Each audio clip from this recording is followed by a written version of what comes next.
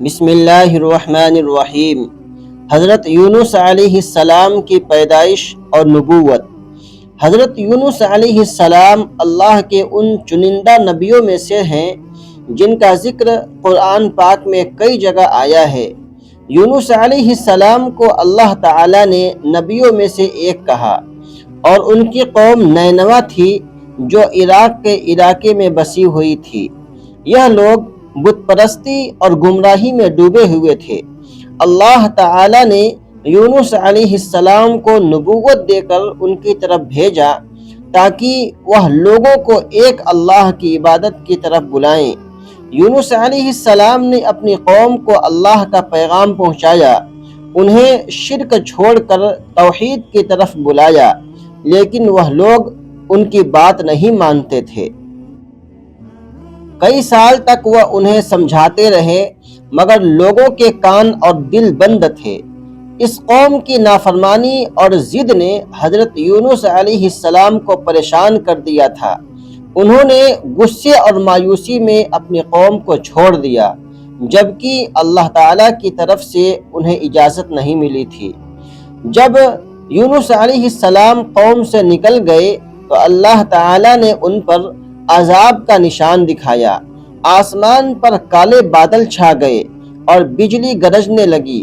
قوم کو یقین ہو گیا کہ اب اللہ کا عذاب آنے والا ہے۔ اس وقت انہوں نے سچ میں توبہ کی، اللہ سے معافی مانگی اور سچے دل سے اس کی طرف رجوع کیا۔ اللہ نے ان کی توبہ قبول کر لی اور ان پر سے عذاب ہٹا دیا۔ دوسری طرف حضرت یونس علیہ السلام اپنی قوم کو چھوڑ کر نکل پڑے۔ وہ ایک کشتی میں سوار ہوئے۔ کشتی سمندر میں پہنچی ہی تھی کہ طوفان آ گیا۔ سمندر کی لہریں کشتی کو ڈبانے لگی۔ لوگوں نے طے کیا کہ کشتی کو ہلکا کرنے کے لیے کسی کو باہر پھینکنا ہوگا۔ قرہ یعنی چٹھی ڈالنا کی گئی اور وہ یونس علیہ السلام کے نام نکلا۔ لوگ ماننے کو تیار نہ ہوئے اور دوسری بار ڈالا گیا، پھر بھی ان کا نام نکلا۔ تیسری بار بھی وہی ہوا۔ یونس علیہ السلام سمجھ گئے کہ وہ اللہ کا فیصلہ ہے۔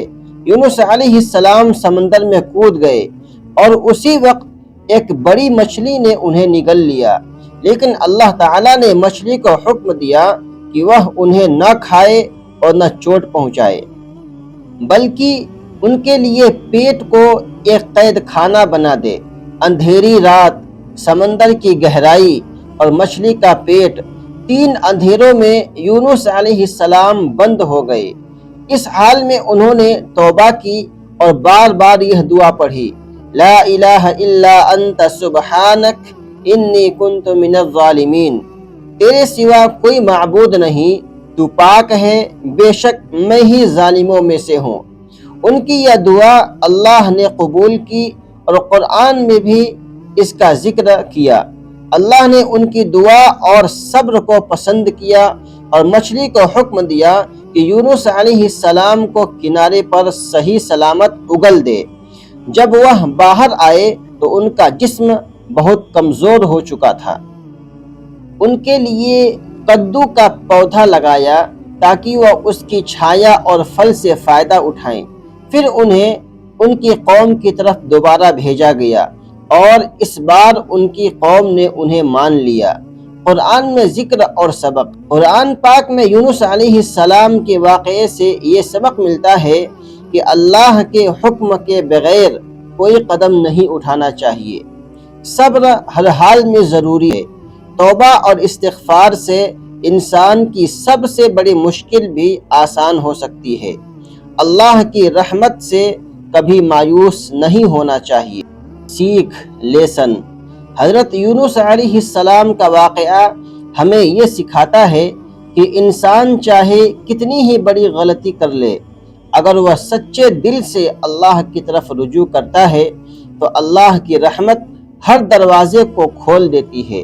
صبر اور توبہ ہی انسان کی اصلی طاقت ہے۔ دوستو، اگر یہ واقعہ آپ کو پسند آیا ہو تو لائک کریں، کمنٹ کریں اور شیئر ضرور کریں۔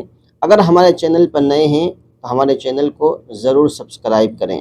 السلام علیکم ورحمۃ اللہ وبرکاتہ۔